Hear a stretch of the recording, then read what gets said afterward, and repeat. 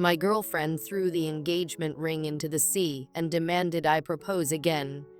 Her eyes flickered for a moment, as if she was reconsidering her words, but then she shook her head. "I know you did," she said, her tone softer now, but still firm. "But it's just not me. I never said I wanted something like this. I wanted something more extravagant, something that feels like a fairy tale.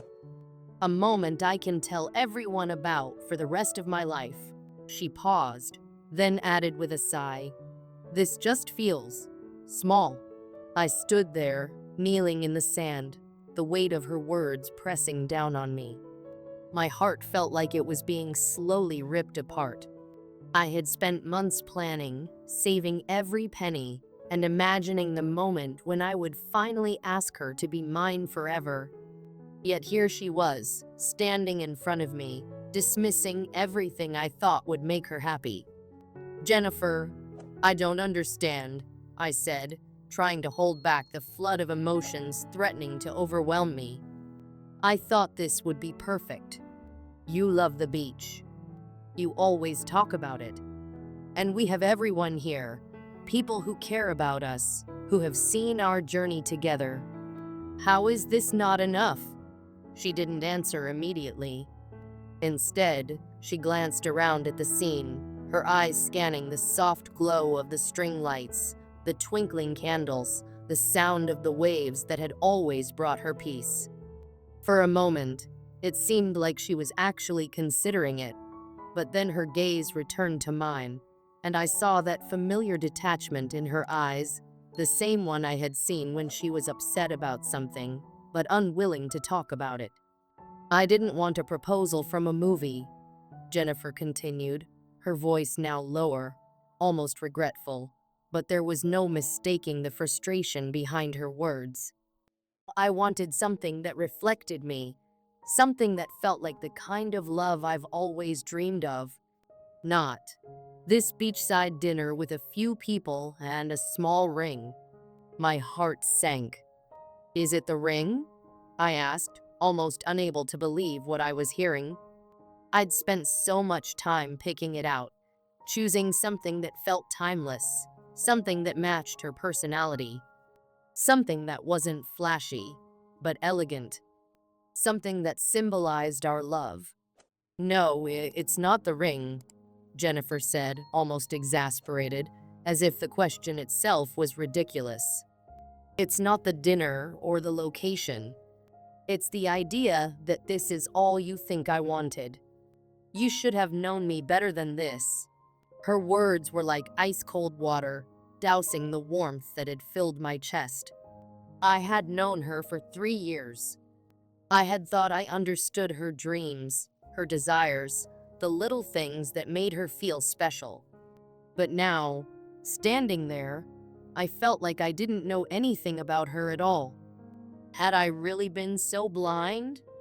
"Jennifer," I whispered, my voice shaking, "I did this because I love you, because I wanted to show you how much you mean to me. I didn't just want to give you a moment that was about me. I wanted it to be about us. I wanted it to reflect our journey together. The laughter, the late night talks, the quiet moments we've shared." She looked away then, her eyes drifting toward the horizon where the sun was dipping into the sea.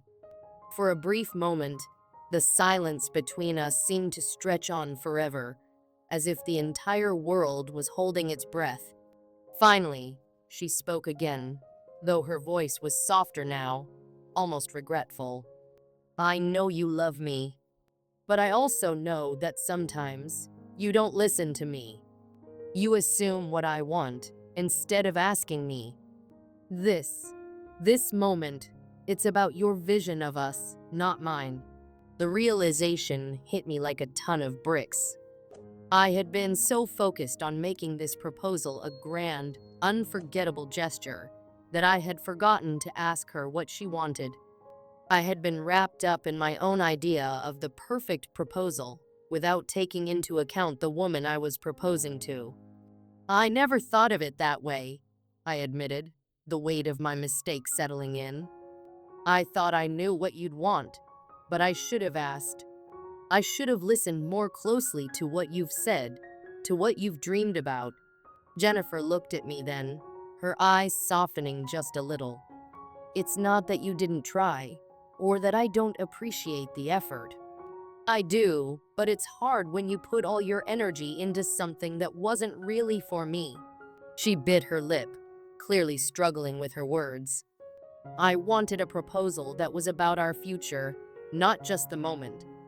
I wanted something that felt personal, that spoke to who we are, not what everyone else expects. I stood up then, still holding the ring in my hand, unsure of what to do next. This was supposed to be the happiest moment of my life, and instead, it had turned into the most painful. My stomach twisted as I looked at her, wondering if everything I had worked for had been for nothing. I understand now, I said quietly. I'm sorry, Jennifer. I truly am. I should have listened to you more. I should have thought about what you wanted, not just what I thought would be perfect. I paused, looking down at the sand beneath my feet. I wanted to make you happy. I never meant to make you feel like this wasn't your moment too. Jennifer nodded slowly, her gaze dropping to the sand as well. I know you didn't mean to hurt me, and I don't want to hurt you either. But I need you to understand that it's not just about the proposal itself. It's about listening to me, about understanding what I need and what I've always dreamed of. There was a long pause as we both stood there, the only sounds coming from the ocean and the distant chatter of our friends and family. I didn't know what to say next, unsure of where to go from here. My heart felt like it had been broken, but I knew that if this relationship was going to work, I needed to hear her out. I needed to change, to listen better, to understand her. Jennifer, I said after a moment, taking a step toward her, I want to make this right. I can't promise that I'll always get everything perfect, but I'll listen. I'll learn. And I'll do whatever it takes to make you feel loved and appreciated. Because you are, and you always will be, the most important person in my life. She looked at me then, her expression softening, though her eyes were still tinged with sadness. I know you love me, and I love you too. I just need to know that you see me for who I am, not just as the person you think I should be.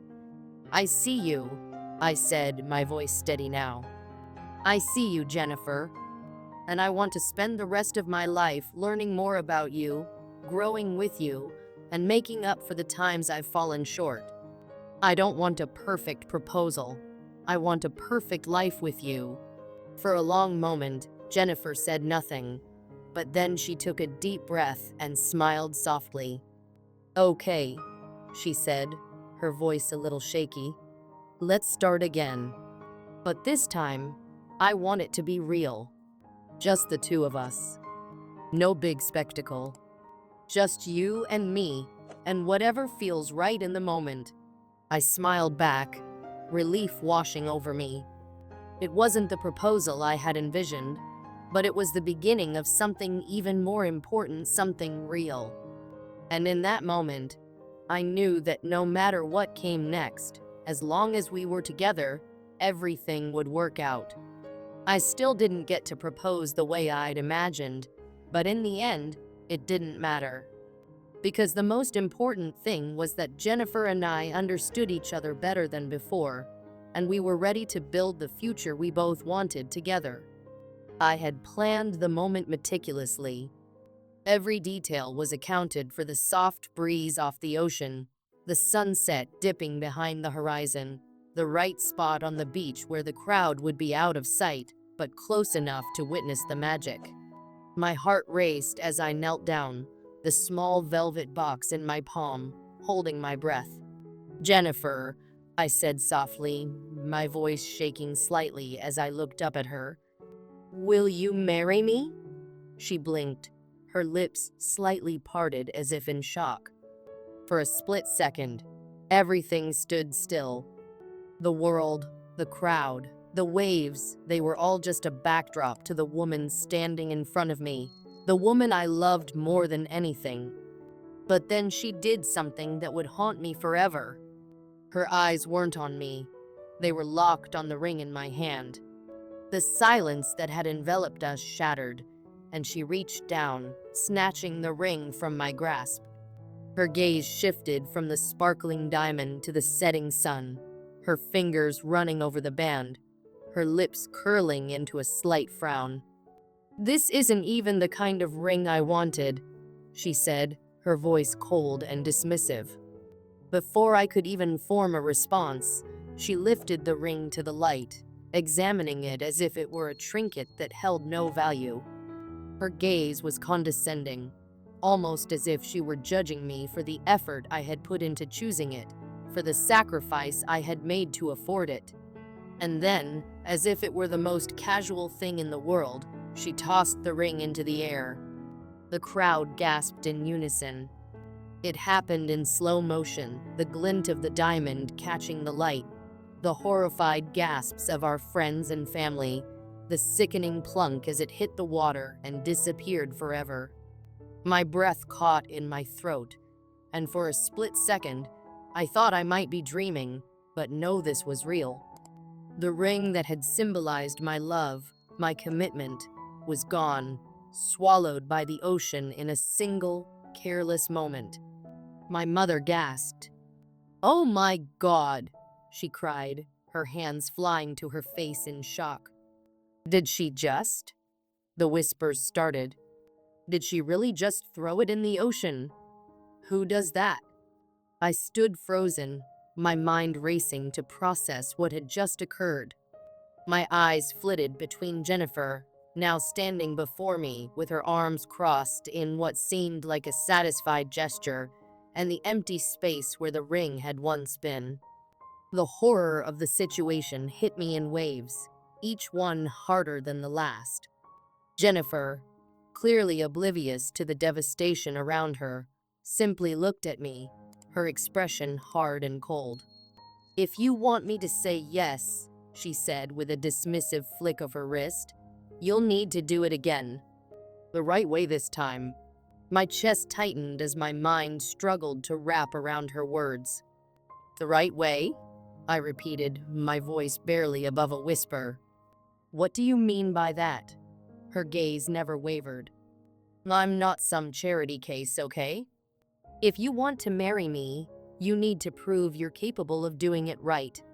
This," she gestured vaguely at the space between us. This was not it.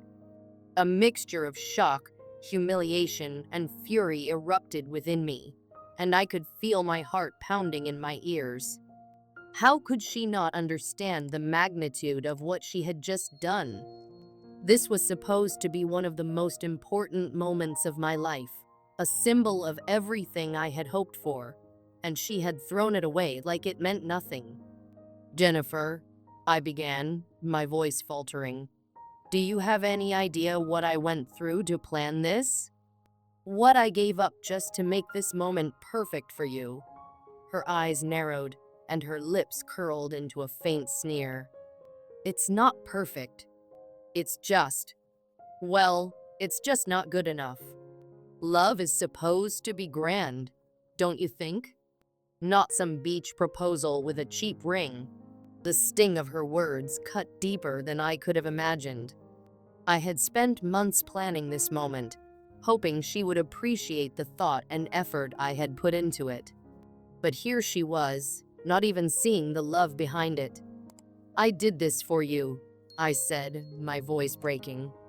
"I wanted this moment to be special because I love you." Her gaze flickered for a moment, but there was no warmth, no softness, just a cold indifference. "Love isn't enough," she said flatly. "If you can't even propose the way I expect, then how do you think you'll be the husband I need?" The crowd, which had been watching silently up until this point, began to murmur. My friends and family exchanged glances, each of them trying to make sense of what had just happened. Someone from the back of the crowd finally spoke up, voice dripping with disbelief. "Did she really just throw the ring in the ocean?" he asked. Another voice chimed in, louder this time. "Who does that? Who throws away something like that?" Jennifer's gaze shifted nervously from one face to the next, her earlier confidence faltering as the realization hit her. The crowd was no longer on her side.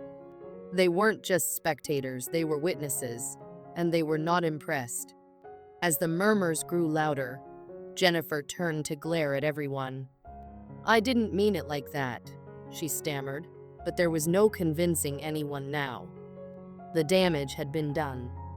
"Yeah, you kind of did," someone muttered under their breath.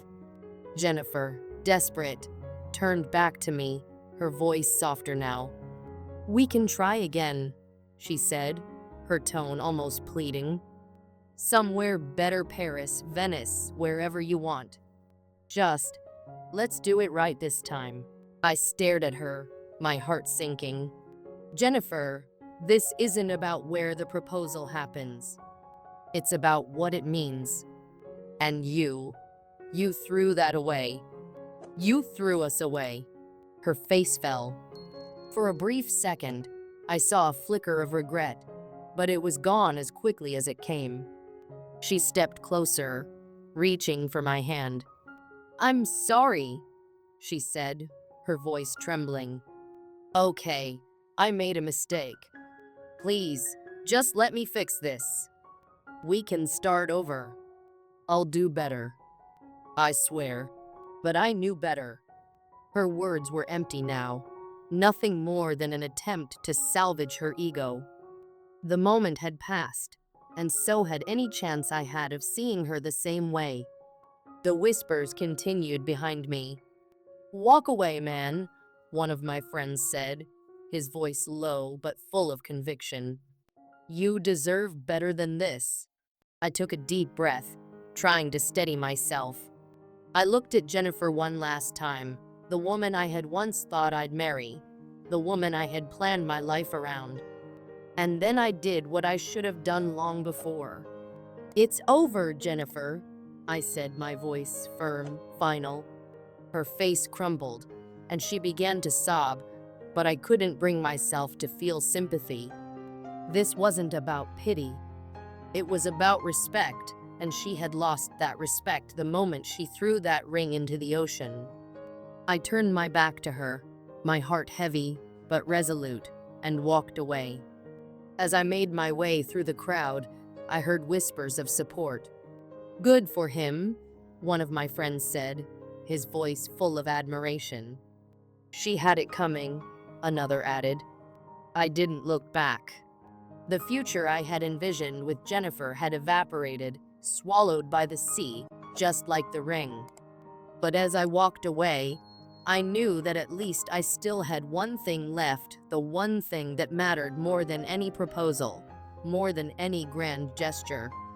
My dignity. And that was worth far more than anything she could have ever offered.